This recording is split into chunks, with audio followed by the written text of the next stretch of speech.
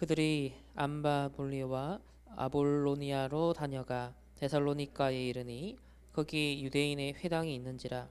바울이 자기의 관례대로 그들에게도 들어가서 새 안식일에 성경을 가지고 강론하며 뜻을 풀어 그리스도가 해를 받고 죽은 자 가운데서 다시 살아나야 할 것을 증언하고 이르되, 내가 너희에게 전하는 이 예수가 곧 그리스도라 하니, 그 중에 어떤 사람은 곧 경건한 헬라인의 큰 무리와 적지 않은 귀부인도 권함을 받고 바울과 신라를 따르나, 그러나 유대인들은 시기하여 저자의 어떤 불량한 사람들을 데리고 때를 지어 성을 소동하게 하여 야손의 집에 침입하여 그들을 백성이 끌어내려고 찾았으나 발견하지 못하매 야손과 및 끌 업장들 앞에 가서 소리질러 이르되, 천하를 어지럽게 하던 이 사람들이 여기도 이르매 야손이 그들을 맞아 들였도다.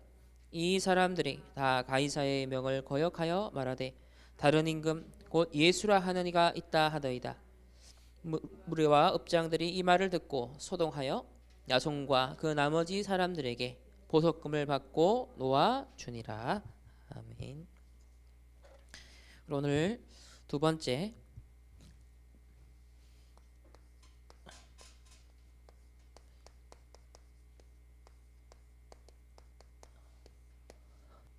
미리 본 야손입니다. 우리 영어로 제이슨이라 그러죠. 야손. 이 야손은 하나님께서 미리 준비하신 제자였습니다. 저와 여러분들에게도 하나님이 준비하신 응답이, 제자가 또 현장이 기다리고 있음을 믿습니다. 두 가지 의미가 있다 했죠. 야손이 미리 뭘 받냐, 그리고 야손 같은 제자로 하나님이 나를 불렀다. 오늘 이 두 가지를 동시에 생각하면 좋겠습니다. 자, 서론적으로 야손이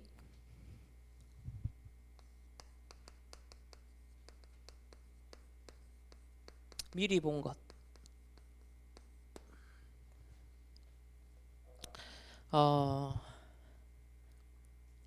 첫 번째로 유대인들이 보지 못한 겁니다. 야손이 미리 본 것은 유대인들이 보지 못한 거였고요. 두 번째는 성공한 정치인들이 보지 못한 것이었습니다. 오늘 우리 이 본문의 이제 배경에 보면 사도 바울이 데살로니가의 복음을 이제 전하러 오니까 유대인들이 시기하여서 또 소동을 일으키고 불량배를 끌고 와서 이 전도자들을 핍박하려고 하였습니다. 유대인들은 예수님도 죽였지만 이 전도자들을 끝까지 또 핍박하려고 막 쫓아다니면서, 그런데 야손은 그들을 영접했어요. 아주 극진하게 대접하면서 전도자들을 자기 집에 모셨습니다. 유대인들이 다 놓친 것을 야손은 봤습니다. 그래서 소동을 일으켜가지고 그 지방에 있는 그 지역의 유지, 읍장에게 데려간 거예요. 자, 이 정치인들은 뻔하죠. 가이사, 황제 다 찍히면 안 돼요. 소동 일어나면 안 되는 겁니다. 그러니까 여론, 분위기, 여기에 이제 민감한 겁니다. 이 정치인들이 보지 못한 것, 야손은 본 겁니다. 이 복음운동이 뭔지, 이 바울 전도팀이 뭔지. 지금 여러 성을 다니면서 지금 벌써 소문이 막 퍼지고 있잖아요. 막 소동이, 유대인들 표현대로라면 막 소동을 일으키고 있다. 그러니까 복음이 막 급속도로 광범하게 지금 퍼져 들어가는 그런 뉴스가 전달된 거죠. 그 야손은 그걸 들은 겁니다. 그리고 영접한 거예요. 이들이 다 피하고 싶었던 것들을, 핍박하려고 했던 것들을, 시기해가지고 그것을 막으려고 했던 것들을 위험을 감수하고 야손은 영접하고 그 전도자를 숨기고 보호합니다. 그래서 자, 오늘 준비된 제자 야손과 같이 여러분 함께 언약을 잡아야겠는데, 렘넌트는 우리 어른들이, 기성세대가 보지 못한 것을 미리 봐라. 또 전문인이 그 현장의 전문인도 보지 못한 것을 여러분이 미리 봐라.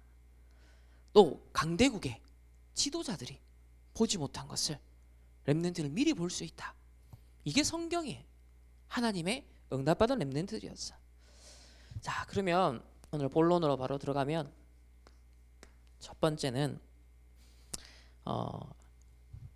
하나님이 미리 준비한 제자입니다. 야손은 하나님이 미리 준비하신 제자. 자, 첫 번째, 이 야손의 이름의 뜻이 뭐냐? 구원이란 뜻이고요. 또 하나는 주석을 찾아보니까 치유하다. 야손은 구원과 치유하다라는 의미가 담겨 있는 이름입니다. 자, 두 번째는 이 데살로니가 사람이죠. 그럼 도대체 이 데살로니가는 어떤 지역이냐? BC 148년경, 그러니까 예수님 오시기 전에 148년부터 마게도냐 전 지역의 수도입니다. 지금 드로아의 밤을 통해서 마게도냐 첫성 빌립보를 거쳐 이제 지금 어디 왔죠? 데살로니가에 도착을 한 거예요. 그런데 이 유럽 복음화의 가장 핵심적인 지역이 어디다? 데살로니가예요. 여기가 바로 마게도냐의 수도인 거예요. 수도. 가장 많은 사람들이, 많은 교역들이, 교제들이 일어나는 현장이죠. 플랫폼이 될 수 있는. 그래서 발칸 반도로 가는 육로와 해상로의 중요한 연결 거점이다. 그리고 또 중요한 것은 총독이 여기에 머물면서 자기 업무를 보는 곳이었습니다. 그러니까 정치, 경제, 문화, 교역, 모든 것들이 시너지를 낼 수 있는 아주 중요한 거점이라는 거예요. 이 지역에 있는 바로 그 사람, 하나님이 준비한 그 사람, 유대인들이, 정치인들이 전혀 보지 못한 것을 미리 본 그 제자. 세 번째로, 바울이 2차 전도 여행 지금 중에 있습니다. 이 2차 전도 여행 때 뭐 했냐? 홈스테이 할 수 있도록 제공했어요. 그 집에 영접합니다. 미션 홈을 한 거죠. 또 지교회 역할을 한 거고요. 자, 우리 충만교회, 또 RUTC, 우리 충만교회 성도님들의 집, 또 앞으로 우리 렘넌트들이 응답받을 여러분의 가정, 집, 꿈을 꾸셔야 돼요. 그리고 언약을 분명 잡아야 됩니다. 어느 정도로? 선교사님 모실 수 있도록 237 나라 5천 종족 북한 복음할 제자들을 하나님이 붙여주실 때 그들이 일정 기간 머물면서 훈련받을 수 있을 정도로, 그게 정말 각 개인 성도님들 집에서 이루어질 정도로 우리 충만교회가 공동체로서 앞으로 선교 문화 복지센터를 통해 충만 RUTC를 통해서 할 수 있을 정도로 이런 응답을 우리는 하나님이 필요로 하신 언약을 잡으셔야 됩니다. 제가 그 작년 7월 달쯤에 카톡으로 인도에서 어떤 친구가 연락이 왔어요. 페북을 통해서 연결이 된 거예요. 근데 귀찮게 계속 연락이 와요. 제가 책임질 수도 있는 사람도 아니기 때문에 그래서 처음에 좀 무시했습니다. 근데 이 친구가 여러 번 그렇게 연락을 하고 관심을 보이고, 이 친구 카톡 프로필을 보면 자기는 인도를 복음할 수 있는 선교사가 꿈이라는 거예요. 그래서 영어로 된 성경, 흐름한 성경 딱 그게 생겨서 너무 기쁘다. 그걸 막 찍어서 푸사에 올려놓고 막 이래요. 그래서 이게 진짜인지 가짜인지 알 수 없으니까 그냥 일단 몇 개월 동안 벌써 지났습니다. 근데도 지속적인 관심을 좀 보이더라고요. 근데 하필 있는 지역이 인도 북부라는 겁니다.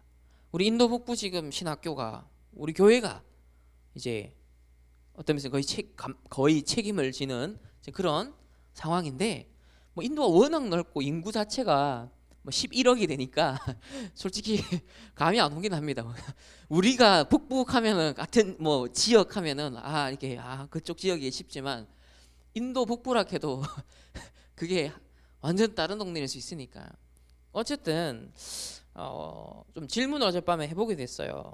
근데 이 친구가 이제 가장 최근에 뭐라고 그랬냐면 이제 그 저희 목사님이 북부 인도 북부 신학교에서 강의하는 이제 그 링크를 제가 보내줬었거든요.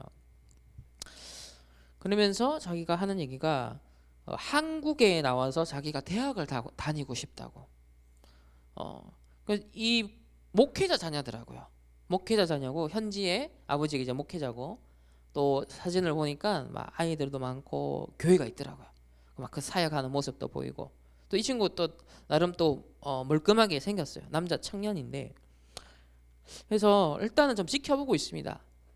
이 친구가 하나님 진짜 예비한 사람인지 이 복음 전도 운동 속에 진짜 인도받을 사람인지 일단은 다락방 우리 관련된 링크들을 좀 전달해서 반응들을 좀 지켜보려고 하는데요. 근데 일단은 제가 처음에 몇 달 전에 좀 마음에 이런 부담이 생겼어요. 자꾸 막 들러붙는데 막 자기 아이를 도와달래요. 자기가 선교사가 될 수 있도록. 근데 이게 막상 딱 현실적으로 생각했을 때 시간적으로 경제적으로 이런 이제 한계가 딱 보이잖아요. 한국의 대학을 자기가 다니고 싶대. 내가 어떻게 도와줘? 그러니까 237 나라 5천 종족 북한 복음화를 위해 준비된 제자들을 하나님 붙여줘도요. 지금 형편을 생각하고 현실을 생각하니까 담아낼 수가 없는 거예요. 그렇구나. 이게 지금 현 상황이다. 근데 하나님의 계획은 237 나라 5천 종족과 북한 복음화의 제자를 예비해 놓고 붙여줘서 훈련시켜서 재파송하기를 원하시잖아요. 그럼 이 갭이 이거 하여튼 어떻게 응답받아야 됩니까? 이게 이제 실질적인 거예요. 실질적인 거. 그러니까 우리가 꿈 같은 237 5천 종족 얘기하면 그냥 막 보랏빛 많은데 그냥 이상적인 꿈만 꿔도 돼요. 근데 진짜 세계복음화를 하려고 하면 이게 진짜 우리의 현실이고 우리의 삶이다 했을 때는 진지하게 질문해 봐야 됩니다. 이거 실제로 우리가 어느 정도 감당해야 되고 할 수 있냐? 그리고 하나님은 얼마만큼 원하시겠냐? 우리 교회를 통해서. 그걸 질문해야 돼요. 그래야 여러분의 산업이든 학업이든 여러분의 인생을 축복할 이유가 있는 겁니다. 명확해야 돼요. 미션이 명확해야 인턴십도 나오고 모든 것들이 이제 거기에 따라서 동원이 되거든요. 그래서 제가 이 친구를 계기로 해서 조금 더 구체적인 현실적인 질문들을 해보게 되는 겁니다. 그래서 일단은 여러분들도 오늘 이 어떤 포럼을 통해서 한번 질문해 보시기 바랍니다. 237 5천 종족 북한 복음화의 제자들 렘넌트들 지도자급을 하나님이 실제로 붙여줬을 때 코로나가 종식되고 오프라인 앞으로 훈련이 정말 재개가 되었을 때 다 많은 사람을 할 수 없지만 그 나라의 가장 핵심적인 제자는 사실은 한국의 RTS로 와야 되거든요. 다 거쳐서 현장에 많은 캠프를 해서 현지 제자가 세워져도요. 결국은 한두 명이 와요. 각 나라에서 지금 보면 RTS 와 있는 제자들 보면. 근데 그 사람들이 다 핵심적인 역할을 다 하는 사람들이란 말이에요. 그렇다고 볼 때 우리가 북한 복음화 237 5천 종족에는 앞으로 무궁무진한 밭들이 기다리고 있다. 그랬을 때 우리가 온라인을 통해서만 메시지 하는 게 아니라 실제로 오프라인 훈련도 병행이 돼야 됩니다. 그 시스템은 준비를 해야 돼요. 왜? 앞으로 후유증 시대가 오면요. 결국은 기어 들어갔던 사람이 기어 나옵니다. 그렇게 될 수밖에 없는 구조와 상황이 만들어져요. 그때는 실제적인 시스템이 있어야 되는 거예요.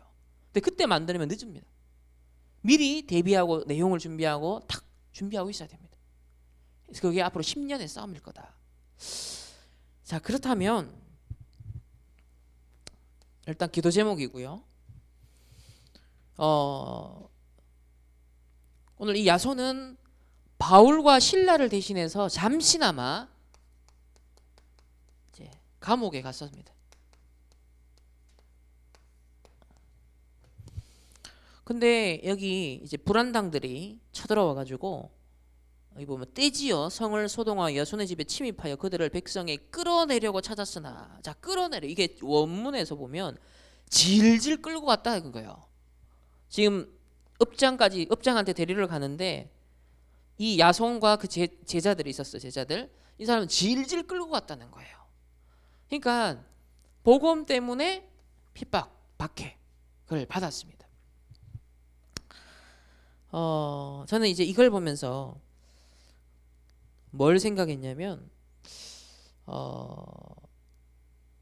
실제 RTS든 RU든 유 목사님이 우리가 하려고 하는 원색 복음 운동, 전도 운동을 훈련시키고 커리큘럼을 하려고 하면 인가된 학교가 될 수가 없는 거예요.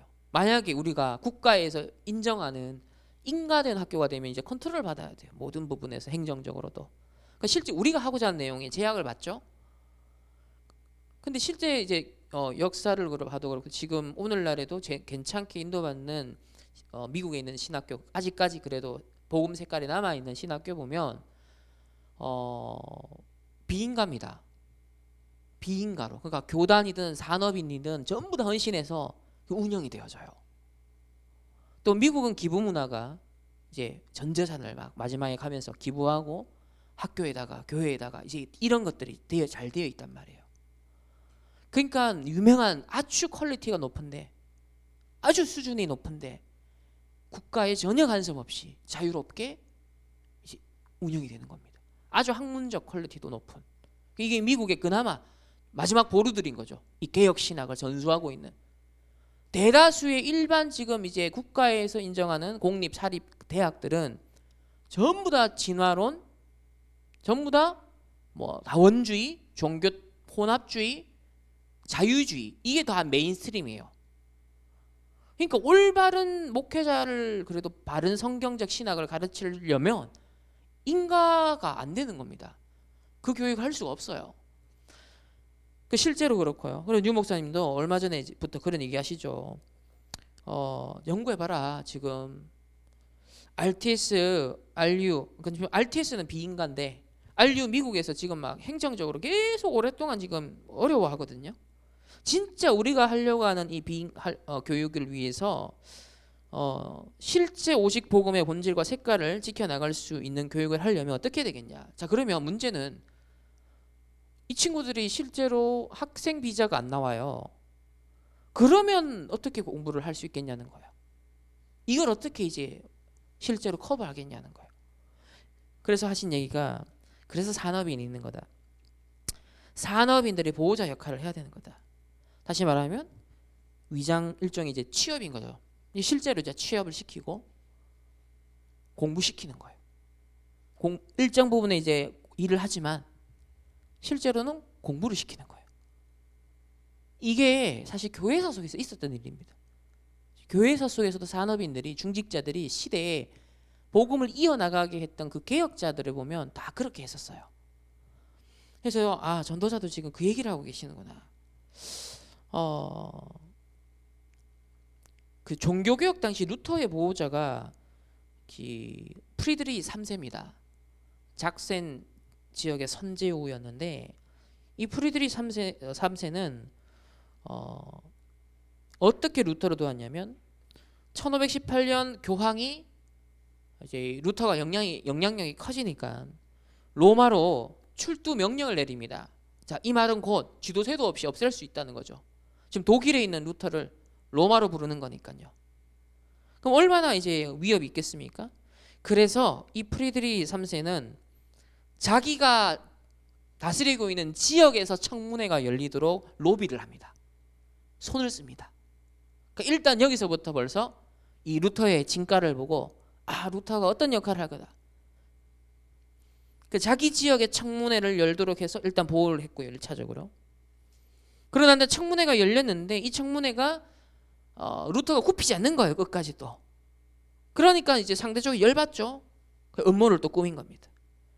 그래서 몰래 로마로 호송하려는 소문이 도는 거예요. 그래서 이 프리드리가 또 자기 경호원들을 루터에게 다 붙여줘요. 그런 다음에 이 음모를 실제로 눈치챈 그 당시에 교회법 학자인 랑겐만텔이라는 사람이 밤에 시종을 몰래 보내가지고 루터를 탈출시킵니다. 자, 그때 이 개혁자 한 사람을 보호하기 위해서 하나님이 천군 천사를 동원하시는 현장이에요. 그리고 1521년에 교황청에 의해서 루터가 결국 공식적으로 이단 정죄를 당합니다. 파문이 됩니다. 그 당시에 교황은요, 황제도 어떻게 할 수 없을 만큼 막강한 권력을 가지고 있었어요. 그런데 이단 정죄당하고 파문을 당했다. 이제 신변 보호를 보장하는 공민권도 박탈당해요. 그러니까 누가 죽여도 아무 처벌을 안 받는 거예요. 이제 루터는 그렇게 지금 된 상태예요. 이때도 루터를 옹호하고요. 독일에서 공개 신문이 진행되도록 또 로비를 한 사람이 누구다? 바로 이 산업인 중직자 프리드리히 3세입니다. 자, 그래서 이제 공개 신문이 진행됩니다. 독일에서. 이때는 이제 황제입니다. 황제. 아까는 교황이었죠. 황제가 이단을 찍고 파문 내리고 법적 보호를 박탈해 버립니다. 이제 교황으로부터도 황제로부터도 종교적으로도 정치적으로도 완전히 죽음에 내몰린 상태인 거예요. 이때 끝까지 이제 루터를 지지하는 추종자들을 같이 처벌하겠다. 또 보호자들도 처벌하겠다. 이래 나왔습니다. 이때도 프리드리히 3세가 같이 했어요. 결국 살해 음모를 간파하면서 루터를 병사들을 몰래 보내가지고 루터를 몰래 납치합니다. 이 프리드리히 3세가. 그래서 어디에 숨기죠? 바르부르크 성에 몰래 숨겨서 거기에 1년 동안 뭘 시킵니까? 마음껏 성경 번역하도록. 그래서 그때로부터 오직 성경, 전 백성들이 성경을 읽을 수 있게 하면서 이 종교개혁이 파급력 있게 퍼져요. 왜? 인쇄술이 개발되어 있었기 때문에. 찍어내는 겁니다. 그러니까 라틴어로 이 천주교가 오류 있는 교리를 근거로 해서 번역을 잘못한 성경을 갖고 있었거든요.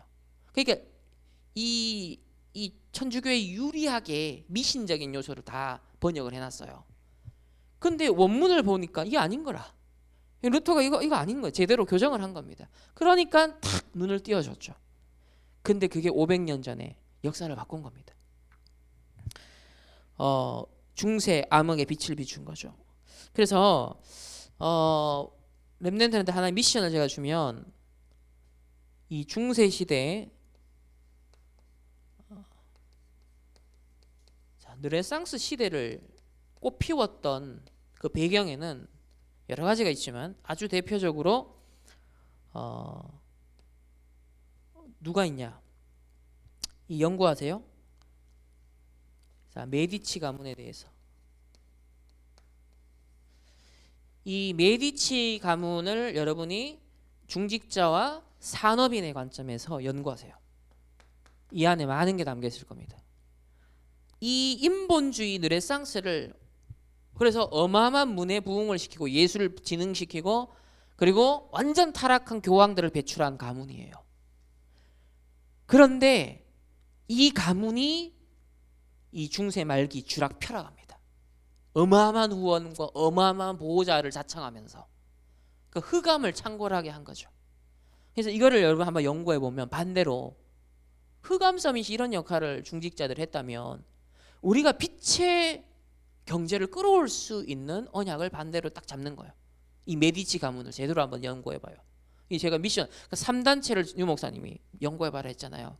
이제 다음 조금 더 역사적인 이제 장면 속에 들어가서 여러분 이 메디치 가문에 대해서 꼭 복음의 관점에서 재해석을 해보시길 바랍니다. 아마 하나님이 중요한 응답들을 이 속에서 주실 거예요.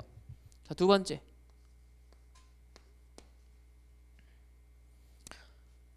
자, 현장에서 일어난 일입니다. 하나님이 미리 이 야손을 준비했다. 그럼 벌써 우리 입장에서 볼 때는 과거형이죠. 하나님이 다 준비해 놓은 이렇게 제자인데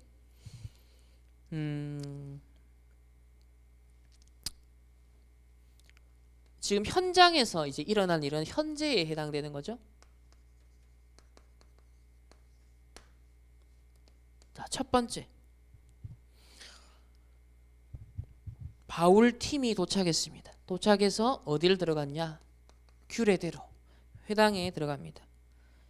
사도행전 17장 1절에 보시면 그들이 암비볼리와 아볼로니아로 다녀가 데살로니가에 이르니 거기 유대인의 회당이 있는지라.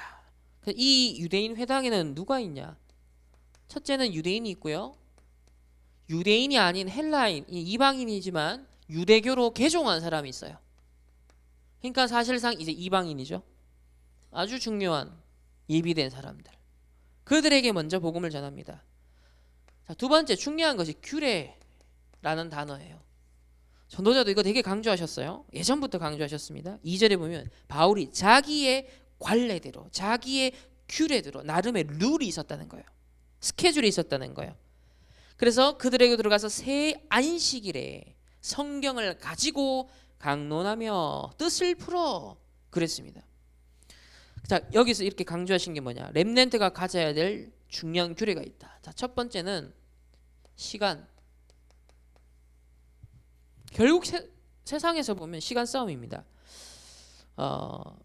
예를 들면 여러분이 내가 얼마나 여기서 공부할 거냐, 군복무 어느 정도 기간 하냐, 자, 유학을 갔으면 내 기간이 어느 정도냐, 또 내가 뭐 아르바이트를 한다, 그러면 나에게 주어진 기회는 어느 정도냐, 시간은 어느 정도냐, 만남이 주어진다면 몇 번의 기회가 나에게 오냐, 그거를 계산해야 돼요.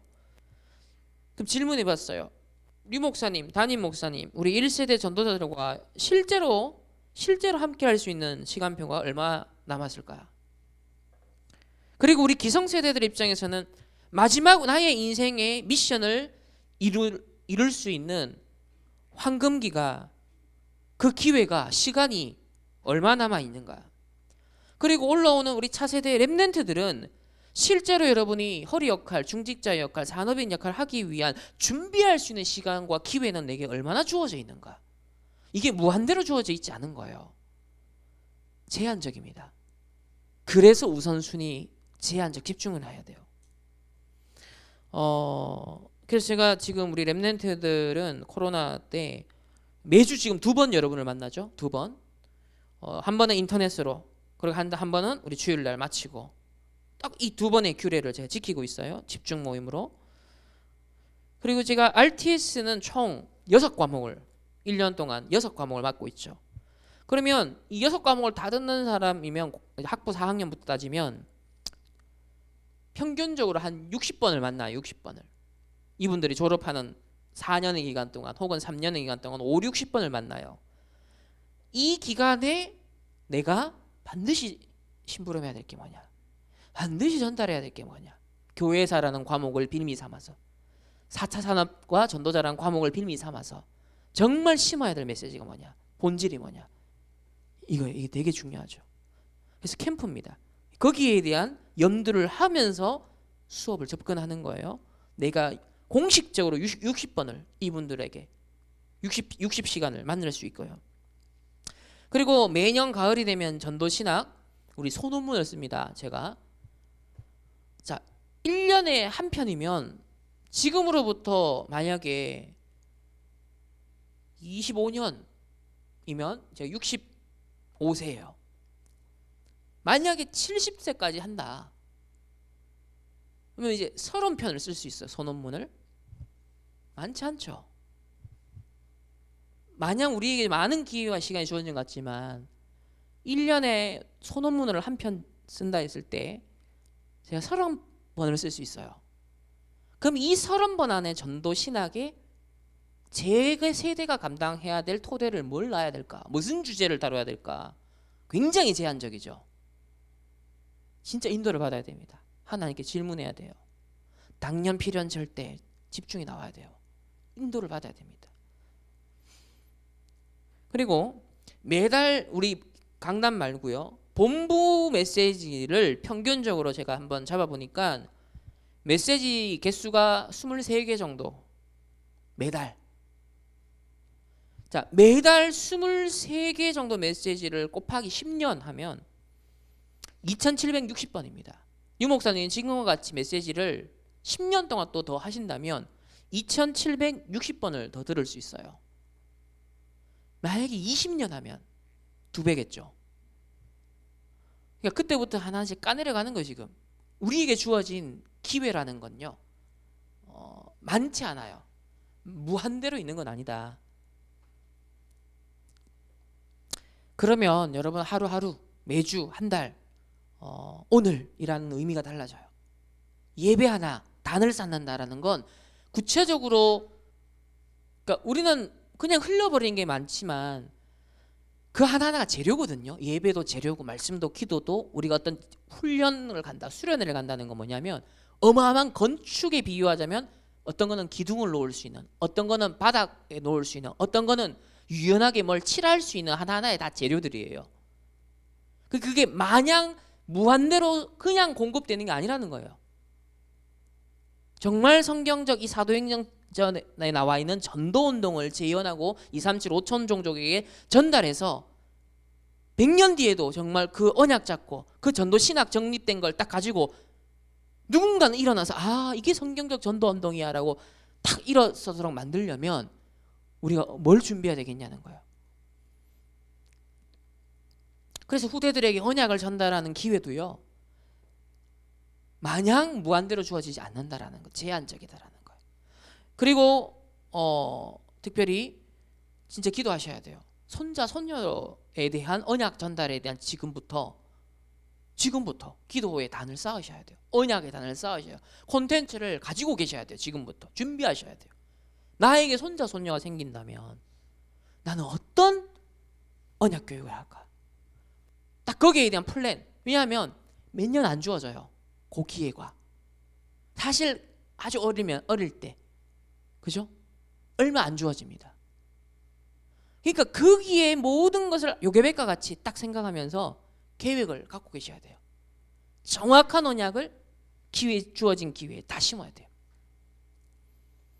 그러니까 구체적이고 사실적으로 생각하셔야 된다. 이 언약의 여정이라는 건.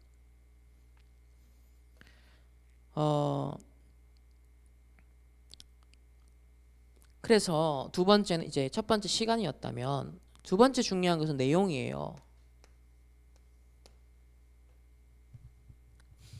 자, 가나안 정복을 앞두고 마지막에 모세의 사역이 신명기였습니다. 그죠? 자, 지난주에 신명기 뒷부분 읽어봐라 그랬죠? 자, 신명기가 마지막 사역이었다. 이게 각인 뿌리 체질을 치유하는 마지막 메시지였어요. 저는 지금부터 류 목사님이 던지는 메시지가 바로 이 시간표, 신명기의 시간표가 시작됐다. 마지막 사역을 집중하시는 거예요. 이제는. 그러니까 남을 자만 남으라는 거예요. 솔직히 말하면 왜? 진짜 걸 전달하고 어차피 가셔야 되니까. 그래야 누군가는 진짜 걸 전달받는 사람이 일어나서 또 무브먼트를 일으켜야 될 거니까. 지금 그런 시간표입니다. 그래서 저는 이 지금 7대 흐름이라는 게요, 우리 이때까지 많은 메시지가 왔지만 가장 현실적으로 그러나 엑기스를 뽑아내신 거다. 가장 후대들에게. 자, 이 7대 흐름 안에 사실 거의 다 들어가 있습니다. 여기에 살을 붙여가는 거지. 이거 뼈대예요, 뼈대. 이게 신학적 뼈대고 신앙적 뼈대고 사역적 뼈대, 산업, 학업 모든 것을 인도받아 관통하게 나갈 수 있는 저는 뼈대다 이거. 그래서 이게 무엇과 연결되냐면 4차 산업의 후유증을 대비하는 5차 산업으로 인도받게 만드는 언약일 거다. 이 흐름에 집중하면 상태 자체가 5차 산업을 준비할 수 있는 그곳으로 인도받게 될 거다. 이게 되게 중요해요. 말씀의 인도 굉장히 중요합니다. 내가 계획을 세워서 뭘 하는 게 아니에요. 그냥 말씀 인도 따라갔는데 그 과정에서 그냥 되어져 버려야 되는 거예요. 그냥 말씀 따라갔는데 하나님의 작품이 이루어져 버려야 되는 거거든요. 그게 우리의 경쟁력이에요. 그래서 저는 이게 열쇠가 7대의 흐름에 하나님이 지금 던지시는 메시지다 이게. 그래서 이걸 여러분이 얼마나 같이 발견하고 진중하게 생각하고 이걸 연구하고 이걸 진짜 개임하느냐, 여기에 앞으로 어마어마한 것들이 다 담겨 있을 겁니다. 7대 흐름. 그래서 지금 40일 집중, 드로아의 밤 얘기했고요. 이렇게 되면 미리 응답 5가지가 올 거다. 그래서 학업과 산업과 앞으로의 사역의 실질적인 원동력이고 목표로 삼아야 된다. 이 7대 흐름. 이게 우리의 뭐가 돼야 된다? 동기가 돼야 된다. 나를 움직이는 동기가 창세기 3장, 6장, 11장이 아니라 이 7대 언약의 흐름을 전달하는 것이 나의 동기가 돼야 됩니다. 이게 완전 뒤집어질 때 하나님과 진짜 통하는. 그러면요 하나님 앞에 당당하게 구해야 될 기도가 나옵니다. 하나님 앞에 진짜 빛의 경제를 두고서.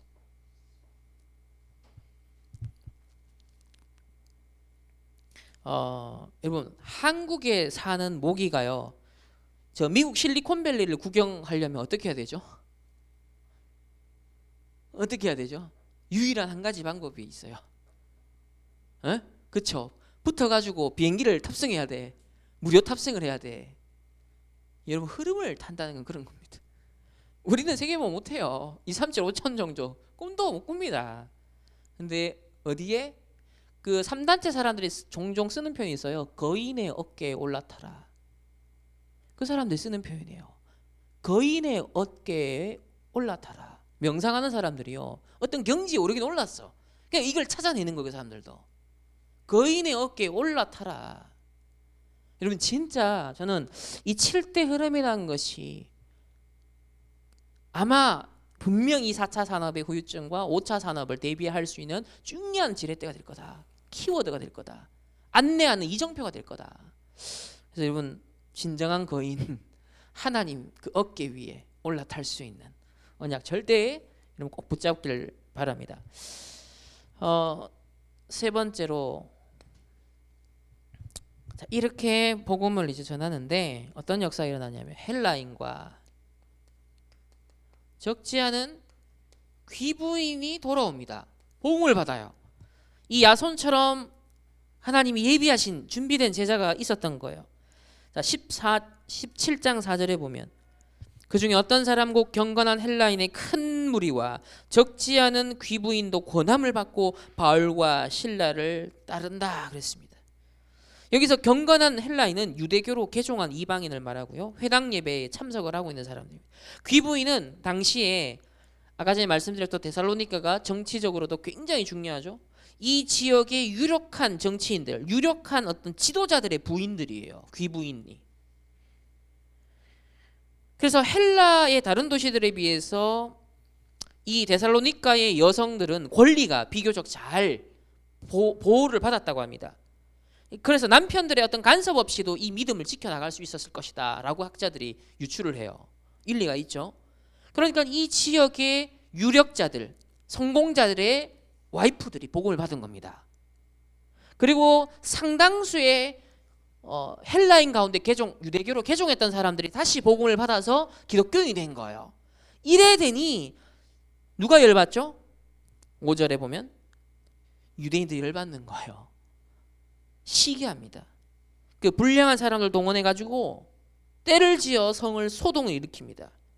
왜 그랬을까요? 여기서 시기하여라는 원어는요 항쟁하다, 겨루다, 열광적이다 이런 의미가 내포되어 있는데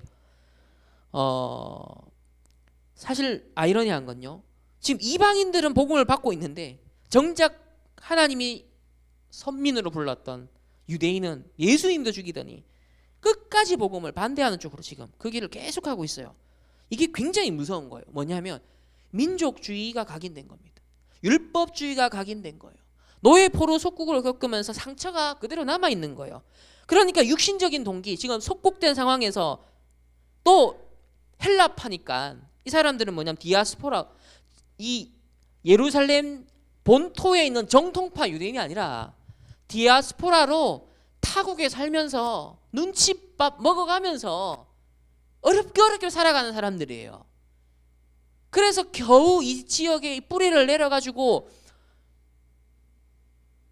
이 뭡니까 기부인들이든 또 헬라인들 영향을 미치고 있는 사람들인데 지금 뭐다 주도권이 누구에게로 넘어갔죠? 바울과 실라 팀들에게 갑자기 굴러온 돌이 그죠? 지금 빼내려고 하니까 얘네들은 디아스포라는 그래도 거의 400년 전에 점점 흩어지기 시작해서 이렇게 정착한 사람들이잖아요. 근데 갑자기 소동을 일으키는 무리들이 전도자들이 나타나서는 갑자기 귀부인도 빼앗아가 버리고 회당을 출선하던 헬라인들도 빼앗아가 버렸어. 그럼 얘네들 입장에서는 밥그릇 빼앗긴 거예요. 영향력을 빼앗긴 거라. 인기를 빼앗긴 거예요. 민감한 문제, 이거 되게 민감한 문제예요. 나의 것, 나의 성공, 나의 생존. 이 디오스포라 헬라파 유대인들 입장에서는 안 그래도 자격지심이 있어요. 저 정통파 유대인, 저 그쪽으로 돌아갔어야 되는데 우리는 돌아가지 못하고 현실에 타협하고 세상과 동화되어 있는, 그런데도 유대인으로서 그래도 율법을 지키고 정체성을 지키려고 몸부림치고 있는, 그러니까 자기는 순수하지 않은 거야. 그러니까 자격지심이 있다니까요, 정통파에 비해서. 그러니까 더 과격한 거, 이 사람들은. 박해를 할 때 더 과격했다 그랬어요. 이해가 되죠? 이 사람이 왜 불량배까지 동원했는지. 인본주의를 이렇게 쓰는 겁니다. 자기에게 틀린 각인이 있으니까. 그러니까 이게 틀린 각부채에 따라 망하는 인도를 받고 결국은 우리에게는 왜 성령 인도 받는 영적 상태, 그래서 중요합니다. 자, 네 번째는 바울이 뭘 했냐면 그리스도의 당위성을 증언했다 그랬습니다. 증언. 그리스도의 당위성을 증언했다. 17장 3절에 보면 뜻을 풀어 그리스도가 해를 받고 죽은 자 가운데서 다시 살아나야 할 것을 뭐야다? 증언하고 이르되 내가 너희에게 전하는 이 예수가 곧 그리스도라 하니. 그러니까 그리스도가, 원어의 뜻은 이래요. 그리스도가 반드시 해를 당하야만 하고 반드시 다시 살아나야만 하는, 둘 다 뭐예요? 당연필연 절대성을 말해요. 죽는 것도 당연필연 절대성, 다시 살아나야 하는 것도 당연필연 절대성, 이걸 증언했다 그랬습니다. 그 이유가 바로 그리스도이시기 때문에 12가지 문제 해결을 위한 유일한 해답이니까요. 그리고 증언이라고 표현되어 있는 이 원어는 이런 겁니다. 뜻이 어떤 사실을 마치 음식이나 식탁을 사람 앞에 쫙 맛깔나게 차려놓은 듯이 듣는 사람들에게 구체적이고 선명하게 설명하는 것, 이게 증언하다라는 의미예요. 바울은 베드로와 달리 그리스도 이 복음의 오직의 당위성을 설명했다. 이걸 뭐다? 성경을 가지고 풀어가지고 했다는 거예요. 그래서 저는 이걸 딱 보면서 그렇지, 우리에겐 성경도 있고 2000년의 교회사가 있고 역사가 있다. 이걸 가지고서 뭐다? 왜 예수가 그리스도이셔야만 하는가, 이 시대에도 왜 오직 복음이어야만 하는가에 대한 그 당연필연 절대성을 제가 확인하고, 우리 렘넌트를 확인하고, 우리 차세대 전도자들이 확인해야 된다. 그게 우리가 해야 될 전도, 우리가 준비해야 될 부분이다. 그래서 여기 그 그리스도의 당위성을 증거했고요. 그리고 어제 핵심에서 말씀했는데, 어제 전도학이었죠. 언약을 생명처럼 잡아야 된다. 언약을 생명처럼 잡아야 된다. 이유가 있다. 이렇게 했습니다. 창세기 3장, 6장, 11장의 문제는 성경에만 기록되어 있다는 거예요. 어떤 책도, 위대한 학자의 책에도 없습니다. 성경에만 인간이 왜 망하는지, 자기 노력과 자기 선행 상관없어요. 왜 멸망하는지 근본 원인을 기록해놨다. 그리고 사도행전 13, 16, 19장 이제 우상 현장이잖아요. 성경에만 이걸 금지하고 있다는 거예요. 다른 모든 종교, 경전은 이거 하라고 하잖아요. 지금 3단체가 고대 영성을 끌어오고 IT랑 결합해서 이거 하라고 하잖아요. 지금 창의력을, 명상을 통해서, 고대 철학을 통해서, 신비주의 의식을 통해서 더 나은 인간 될 수 있다, 더 나은 세상 만들 수 있다, 유혹하고 있거든요. 지금 하라고 해, 하라고. 근데 성경만 금지하고 있어요. 우상 숭배를 금지하고 있다니까요. 그리고 6가지 망하는 운명에 갇혀 결국은 스스로 속입니다. 그러니까 왜 여러분 말씀을, 성경을, 언약을 생명처럼 잡아야 되냐? 성경만 12가지 문제 밝히고 있습니다. 그래서 성경이 제일 강조하는 게 뭐냐? 이 12가지 문제에 노예된 인간을 치유하는 길, 구원하는 길, 그걸 알리고 있기 때문에.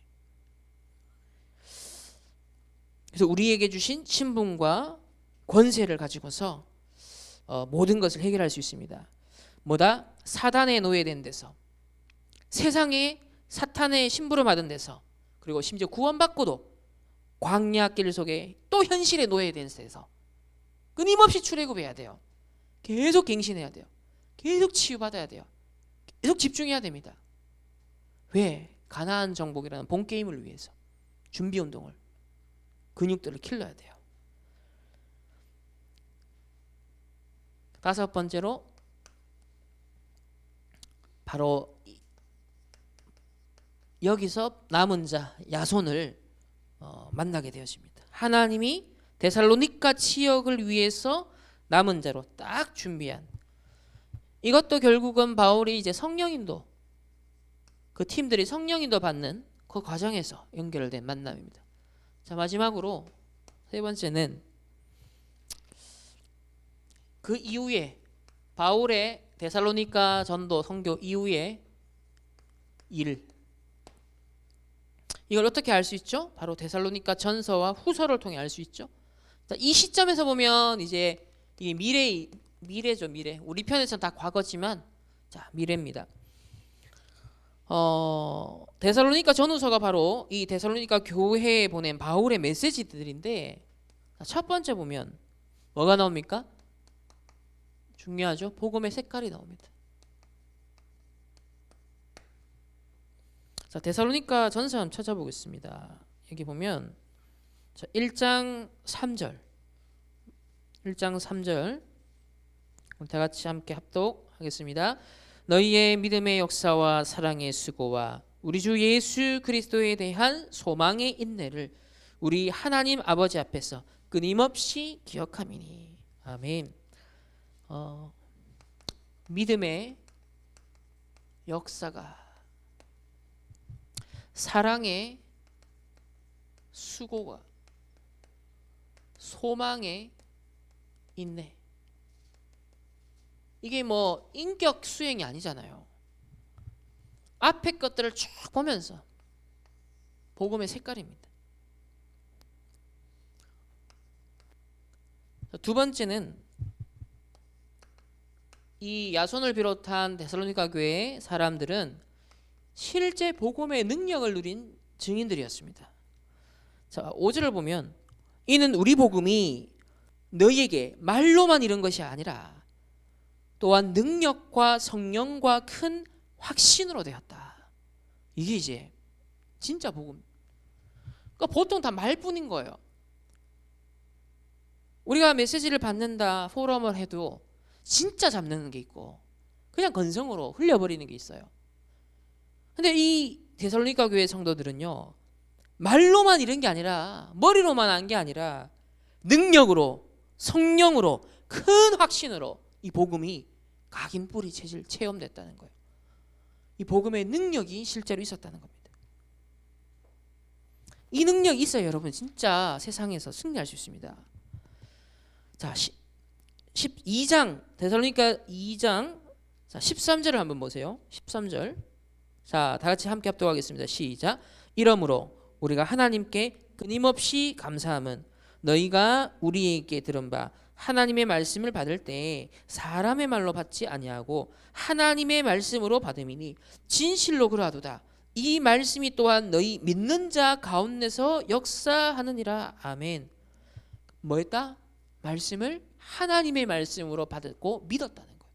믿음의 역사가 일어났다는 거예요. 실제 믿는 자 가운데 그 말씀의 역사가 일어났다는 거예요. 여러분, 이번 한 주간 여러분의 삶 속에 하나님의 살아있는 말씀이 체험되시길 바랍니다. 그래서 어제 그 핵심 메시지 중요한데요, 이거 몇 년 동안 생각하라 했거든요. 어제 핵심 메시지는요, 진짜 제가 들어도 이거는 앞으로 몇 년에 아주 중요한 방향이다. 자, 하나님의, 그 중에서 하나님의 능력으로 가는 5가지 집중을 말씀했습니다. 자, 우리의 능력 지금 필요한데요, 하나님의 능력으로 가는 5가지 집중. 그 첫 번째가 말씀 집중. 이것은 말씀 집중을 하면 나의 복잡한 쓸데없는 그런 생각들이 치유가 됩니다. 자, 두 번째는 말씀 잡고 기도 집중을 하면 내 마음이 평안해지죠. 마음 치유가 일어납니다. 그리고 세 번째는 내 생각과 마음과 실제 내 몸을 뭐 해야 된다? 일치시켜야 된다. 원네스. 그리고 중요한 것이 우리의 모든 것들이 이제 뇌와 연결돼서 영향을 받기 때문에 이 뇌가 오늘날 이제 이 스마트폰이 문제는 아이들이 중독되면 뇌가 쪼그라드네요. 뇌가 전두엽이 기능이 약화됩니다. 그래 되면 사나워지고요. 굉장히 이제 정신적인 분열이 옵니다. 이 뇌 문제가 와, 뇌 문제. 그래서 이걸 호흡이 되게 중요합니다. 심호흡만 해도 사실은 뇌가 굉장히 산소 공급되면서 이게 영양이 굉장히 성장하거든요. 호흡. 앞으로 계속 이건 연구하고 찾아내고 도전해야 될 부분들이에요. 실천하고. 그리고 이런 모든 것들이 뭐다? 앞으로 5차 산업에 다 자산이 되는 거예요. 다섯 번째는 결국은 우리의 영혼이 평안한 상태가 될 수 있도록 우리의 영혼이. 그러니까 이게 실제 복음의 능력을 지금 회복하는 지금 길에 대해서 지금 알리시는 겁니다. 자, 크게 세 번째는 복음의 색깔과 복음의 능력을 누리면서 결국 삶도 복음의 삶이 나옵니다. 이 데살로니가에서 그게 이제 5장 우리 5장 뒷부분 한번 보시면 그 5장 전체 사실은 이 데살로니가 1장부터 5장 전체가 사실 그걸 다 다루고 있는데요. 우리가 잘 아는 5장 16절에서 18절 말씀인데요. 시작. 항상 기뻐하라 쉬지 말고 기도하라 범사에 감사하라 이것이 그리스도 예수 안에서 너희를 향하신 하나님의 뜻이니라. 아멘. 항상 기뻐하는 삶, 쉬지 말고 기도하는 삶, 범사에 감사하는 삶. 딱 기준입니다. 복음적인 삶이 나오는 거예요.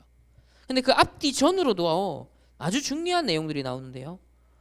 자, 여기 뒷부분에도 보면은 19절에 성령을 소멸하지 말고 예언을 멸시하지 말고 범사에 행하려 좋은 것을 취하고 악한 것은 어떤 모양이라도 버려라. 그리고 위에 이제 12절부터 보면은 이제 관계에 대한 얘기들이 나와요. 그래서 2절을 보면은 너희 가운데서 수고하고 주 안에서 너희를 다스리며 권하는 자, 이제 목회자들, 감독들을 말하죠. 너희가 알고 그들의 역사로 말미암아 사랑 안에서 가장 귀히 여기며 너희끼리 또 화목하라. 그러니까 지도자에 대해서 어떤 관계를 맺어야 되는지, 그리고 성도들 간에 너희끼리 어떻게 화목해야 되는지, 그리고 14절에 보면은 좀 힘없는 사람들, 좀 무너진 사람들, 좀 영적 문제 있는 사람 있잖아요. 부족한 사람들 있잖아요. 게으른 자들을 권계하고 마음이 약한 자들을 격려하고 힘이 없는 자들을 붙들어주며 모든 사람에게 오래 참으라. 그러니까 9가지 포인트를 인간관계 측면에서 봅니다면 여기 다 나와요. 지금 위로, 그죠? 그리고 옆으로 또 무너진 자들까지. 그리고 15절에 보면 원수, 악으로 악을 갚지 말고 서로 대하든지 모든 사람을 대하든지 항상 뭐다? 살리는, 시너지 내는 선한 것을 택하라. 그러니까 지금 다 나오죠. 여기 7대 흐름을 지금 시간이 없어서 그렇지 데살로니가 1장에서 5장이요 7대 흐름 다 녹아져 있습니다. 이걸 시간만 있으면 구절을 일일이 매치시킬 정도로 아주 내용이 다 나와요. 그래서 이렇게 복음적인 삶이 나왔다. 자, 결론. 자, 그러면 우리는 뭘 해야 되죠? 결국은 이 7대 언약의 흐름에 뭘 해야 된다? 제한적 집중해야 됩니다. 이것도 하고 저것도 하고 그 중에 그냥 하나로 옵션이 아니에요. 지금 좀 시간 나면 뭐 하겠다 이게 아니라니까. 메인입니다. 메인. 어제 서미 포럼 때 제가 좀 강하게 얘기를 했어요. 멘토들한테. 심지어 우리 이제 교수님들 계신데 미국에 막 펜실베니아 우리 최규성 교수님도 계시고 제가 강하게 얘기를 했어요. 어제 발표하는 게 뭐였냐면 3단체 블랙 다이아몬드, 하버드대 블랙 다이아몬드를 연구하는, 그리고 이제 3단체 유사 조직들, 그런 엘리트 서밋 조직들 연구해서 발표하는 이제 그 시간을 가졌어요.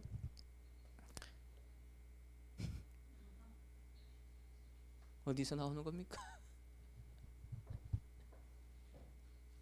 자, 이 7대 흐름에 우리가 제한적 집중을 해야 된다. 자, 그 이유가 우리 데살로니가전서 5장 27절 한번 보겠습니다. 우리 5장 27절. 자, 함께 합독하겠습니다. 시작. 내가 주를 힘입어 너희를 명하노니 모든 형제에게 이 편지를 읽어주라. 똑같죠? 신명기입니다. 신명기 뒷부분 계속 나오는 거예요. 백성들에게, 후대들에게 읽어줘라. 노래로 만들어서 지어서 기억시켜라. 똑같은 얘기를 해요. 바울도 사역하고 난 다음에 결국은 이 데살로니가 성도를 못 만나요. 그 지역을 가면 안 된다니까. 안 돼요. 사단도 막았고 법적으로도 갈 수가 없어요. 그러니까 이 편지를 통해서 사실은 전달할 모든 내용을 담아서, 이 7대 흐름을 담아서 신명기처럼 기억시키도록, 읽히도록 만든 거예요. 지금 제한적 집중.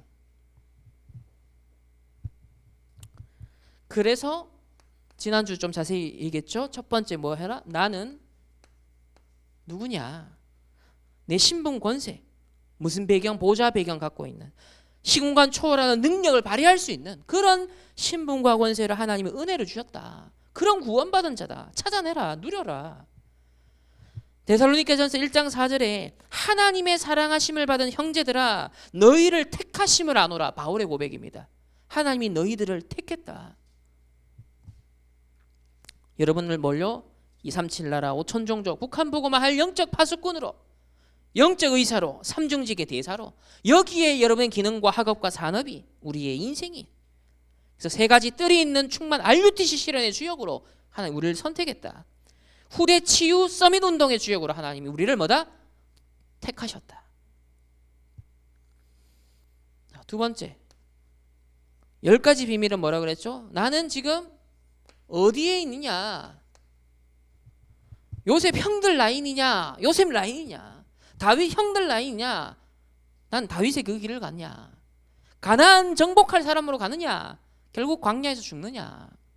그럼 어디에 있을 겁니까?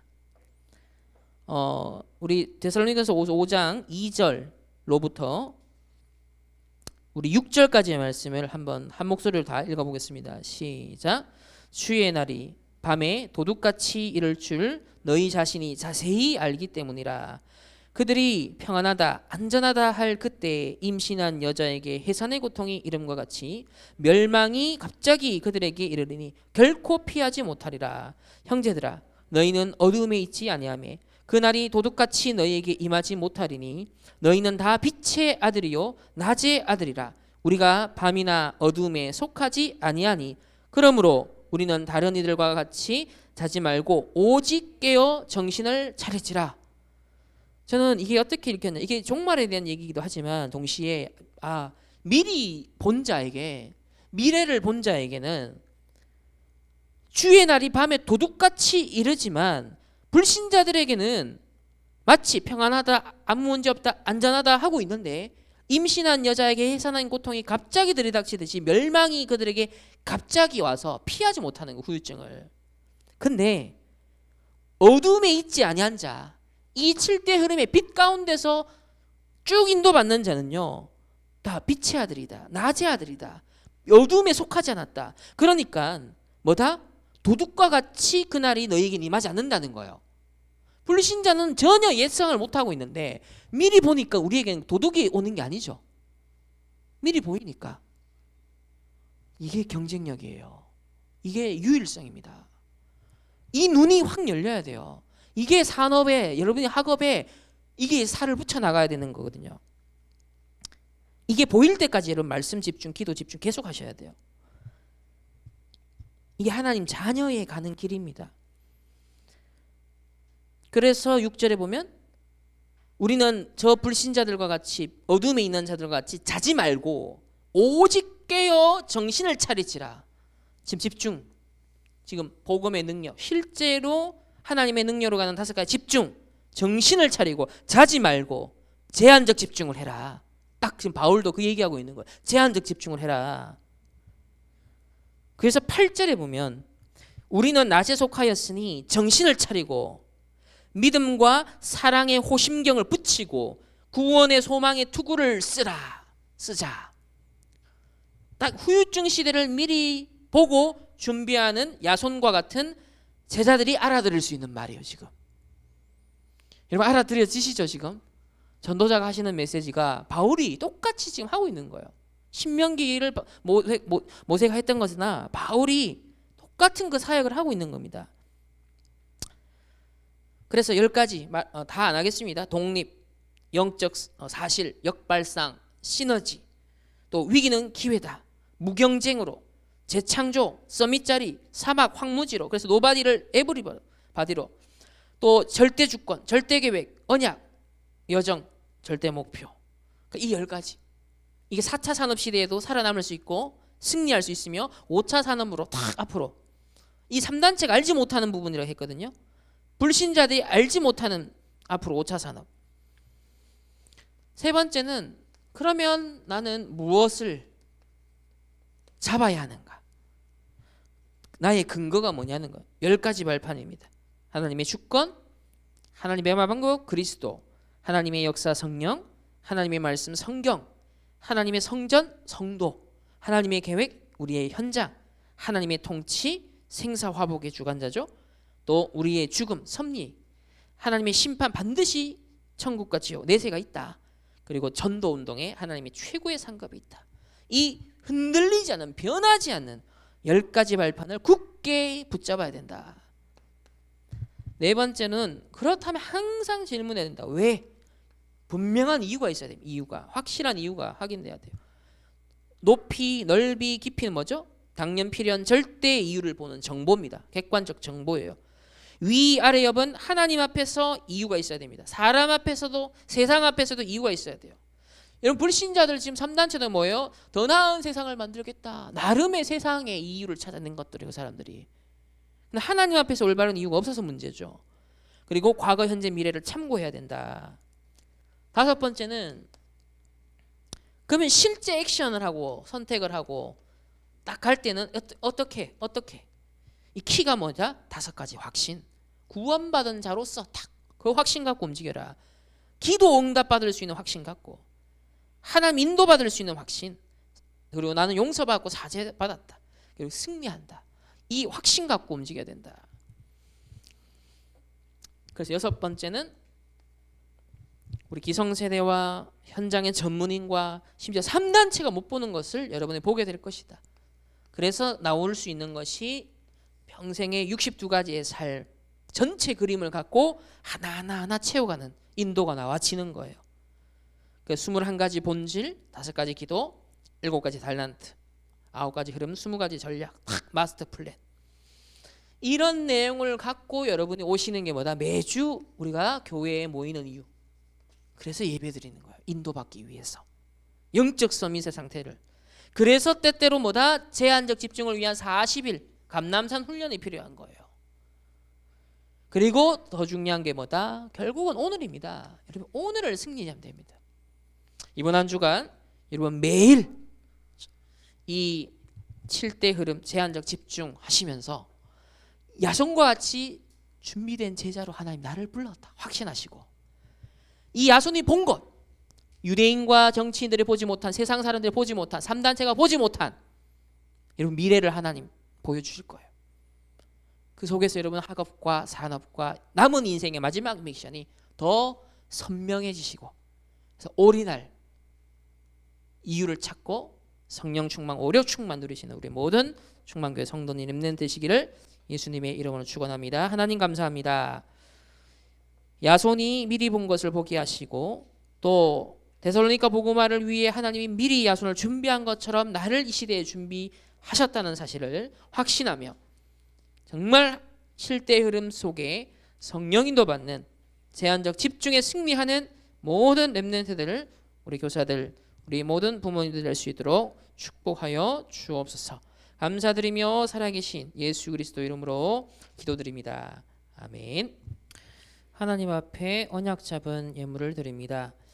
하나님, 종교 개혁자들을 후원하며 중세 어둠을 걷어냈던 중직자 산업인이 있었던 것처럼 이 시대 하나님 빛의 경제 237 나라 5천 종족 북한 복음화를 두고 또 우리 충만교회 RUTC를 위하여서 하나님이 가장 원하시는 빛의 경제에 응답받는 주역들 될 수 있도록 축복하시고 이 드린 믿음의 헌금에 100배, 1000배 하나님께서 응답하사 정말 그리스도의 당연필연 절대성을 각인뿌리 체질하여 경제에도 당연필연 절대성의 언약적 이유가 살아있는 우리 모든 산업인들, 우리 렘넌트들 될 수 있도록 축복하여 주옵소서. 이번 한 주간도 하나님 야손과 같은 제자로 정말 이 시대 나를 부르셨사오니 7대 흐름에 제한적 집중에 끝까지 승리하는 하나님의 사람들, 그래서 믿음의 말씀의 역사들이 일어나는 하나님 우리 충만교회 모든 권속들 될 수 있도록 축복하여 주옵소서. 지금은 우리 주 예수 그리스도의 은혜와 하나님의 무한한 사랑하심과 성령 하나님의 내주 인도 역사하심이 7대 흐름의 제한적 집중 속에 야손과 같이 하나님 앞에 귀하게 쓰임받길 원하는 우리 모든 렘넌트들, 우리 성도님들, 그 개인과 만남과 가정과 업과 가는 모든 현장 위에 이제로부터 영원까지 항상 함께 계실지어다. 아멘.